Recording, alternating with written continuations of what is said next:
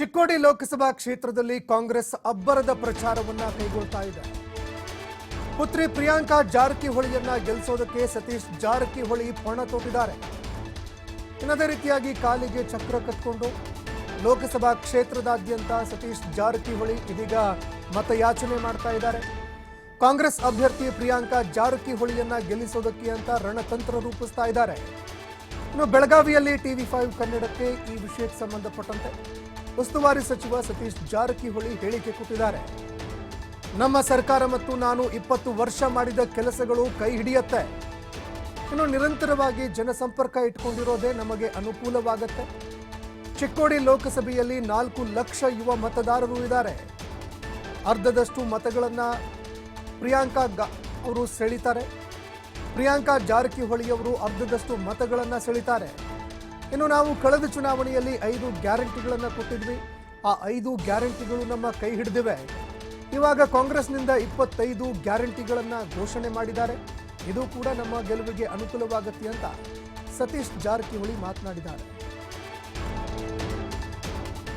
ಚಿಕ್ಕೋಡಿ ಲೋಕಸಭಾದಲ್ಲಿ ಈಗಾಗಲೇ ಚುನಾವಣೆ ಕಾವು ರಂಗೆ ಇರತಕ್ಕಂಥದ್ದು. ಈಗಾಗಲೇ ಕಾಂಗ್ರೆಸ್ ಒಂದು ಸುತ್ತಿನ ಪ್ರಚಾರ ಕಾರ್ಯ ಮುಗಿಸಿರ್ತಕ್ಕಂಥದ್ದು. ಈಗಾಗಲೇ ಪ್ರತಿ ವಿಧಾನಸಭಾ ಮತಕ್ಷೇತ್ರದ ಕೂಡ ಕಾರ್ಯಕರ್ತ ಸಭೆಯನ್ನು ಕೂಡ ನಡೆಸಿದ್ದಾರೆ. ಒಂದ್ ಕಡೆ ಕಾಂಗ್ರೆಸ್ ಅಭ್ಯರ್ಥಿ ಪ್ರಿಯಾಂಕಾ ಜಾರಕಿಹೊಳಿ ಕಣದಲ್ಲಿದ್ರು ಕೂಡ ಮತದಾರರಲ್ಲಿ ಸತೀಶ್ ಜಾರಕಿಹೊಳಿ ಅಭ್ಯರ್ಥಿ ಅನ್ನುವಂಥ ರೀತಿಯಲ್ಲಿ ಈಗ ಅಲ್ಲಿ ಪ್ರಚಾರ ಕಾರ್ಯ ನಡೀತಾ ಇದೆ. ಬನ್ನಿ ಈ ಬಗ್ಗೆ ಮಾತನಾಡೋದಕ್ಕೆ ಸ್ವತಃ ಸತೀಶ್ ಜಾರಕಿಹೊಳಿ ನಿಂತಿದ್ದಾರೆ. ಸರ್, ಒಂದ್ ಕಡೆ ಪುತ್ರಿ ಕಣದಲ್ಲಿದ್ರು ಕೂಡ ನೀವೇ ಅಭ್ಯರ್ಥಿ ಅನ್ನೋದನ್ನ ಜನ ಹಚ್ಚಿಕೊಂಡಿದ್ದಾರೆ ಸರ್. ಅದು ನಿಜ, ಅದರಲ್ಲಿ ಪ್ರಶ್ನೆ ಅಲ್ಲ.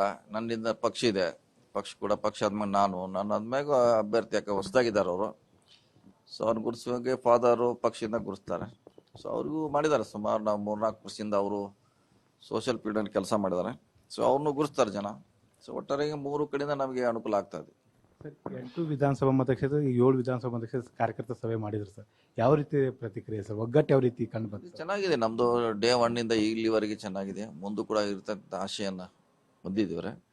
ಸೊ ಅದಕ್ಕೆ ಕಾರಣ ಅಂದ್ರೆ ನಾವು ಮಾಡುವಂತ ಕೆಲಸ 20 ವರ್ಷಗಳಿಂದ ಇರ್ಬೋದು, ಮಂತ್ರಿ ಆಗಿರ್ಬೋದು, ಮತ್ತೆ ಈಗ ಮಂತ್ರಿ ಆದ್ಮೇಲೆ ಎಲ್ಲರ ಸಂಪರ್ಕ ಅದು ಬಹಳ ಮುಖ್ಯ ಚುನಾವಣೆಗೆ. ಅದನ್ನ ನಾವು ನಿರಂತರವಾಗಿ ಇಟ್ಟಿದ್ರಿಂದ ಚುನಾವಣೆ ಬಹಳ ಸುಲಭ ಆಗ್ತದೆ. ಚಿಕ್ಕೋಡಿ ಲೋಕಸಭೆಯಲ್ಲಿ ಒಂದ್ ಕಡೆ 4 ಲಕ್ಷ ಜನ ಯುವಕ ಮತದಾರರು ಇದ್ದಾರೆ. ಇನ್ನೊಂದ್ ಕಡೆ ಪ್ರಿಯಾಂಕಾ ಅವರು ಕೂಡ ಯುವಕರಾಗಿರ್ತಕ್ಕಂಥದ್ದು. ಇದು ಎಷ್ಟು ಅನುಕೂಲ ಆಗುತ್ತೆ ಸರ್? ಖಂಡಿತ ಅವರು ಯುವ ಅಭಿವೃದ್ಧಿ ಆಗಿರಿಂದ ಮಿನಿಮಮ್ 50% ಅವ್ರನ್ನ ಸೆಳೆಯುವಂತ ಅವ್ರಿಗೆ ಆಕರ್ಷಣೆ ಇದ್ದೇ ಇರ್ತದೆ. ಮತ್ತಿಲ್ಲಿ ಸಿದ್ದರಾಮಯ್ಯ ಅವರ ಗ್ಯಾರಂಟಿಗಳು ನಾವು ಮಾಡಿರುವಂತ ಕೆಲಸ ಕೂಡ ಈ ಚುನಾವಣೆಯಲ್ಲಿ ಕೆಲಸಕ್ಕೆ ಬರ್ತಾವೆ. ಒಂದ್ ಕಡೆ ರಾಜ್ಯದಲ್ಲಿ ಸರ್ಕಾರದ 5 ಗ್ಯಾರಂಟಿಗಳು ಸರ್ಕಾರ ಅಧಿಕಾರಕ್ಕೆ ತೊಗೊಂಬ ಸರ್. ಈ ಕೇಂದ್ರದಿಂದ 25 ಗ್ಯಾರಂಟಿಗಳನ್ನು ಘೋಷಣೆ ಮಾಡಿದ್ದಾರೆ ಸರ್. ಇದು ಎಷ್ಟು ಅನುಕೂಲ ಆಗುತ್ತೆ ಸರ್? ಖಂಡಿತವಾಗಿ ನಮ್ಗೆ ಕಳೆದ ಚುನಾವಣೆಯಲ್ಲಿ ಕೂಡ ಗ್ಯಾರಂಟಿ ಘೋಷಣೆ ಮಾಡಿದ್ವಿ ಬರೀ ನಾವು. ಅದ್ರ ಜನ ನಮ್ಮ ಪರವಾಗಿ ಓಟ್ ಹಾಕಿದ್ದಾರೆ. ಈಗ ಅದು ಕೂಡ ಘೋಷಣೆ ಮಾಡಿದ್ವಿ. ಖಂಡಿತವಾಗಿ ಅದು ನಮ್ಮ ಗೆಲುವಿಗೆ ಸಹಕಾರ ಆಗೇ ಆಗ್ತಾರೆ ಸರ್. ಒಂದು ಚಿಕ್ಕೋಡಿ ಲೋಕಸಭೆಯಲ್ಲಿ ಬಿಜೆಪಿ ಜಾತಿ ಲೆಕ್ಕಾಚಾರವನ್ನ ಮುಂದಿಡ್ತಾ ಇದ್ದಾರೆ.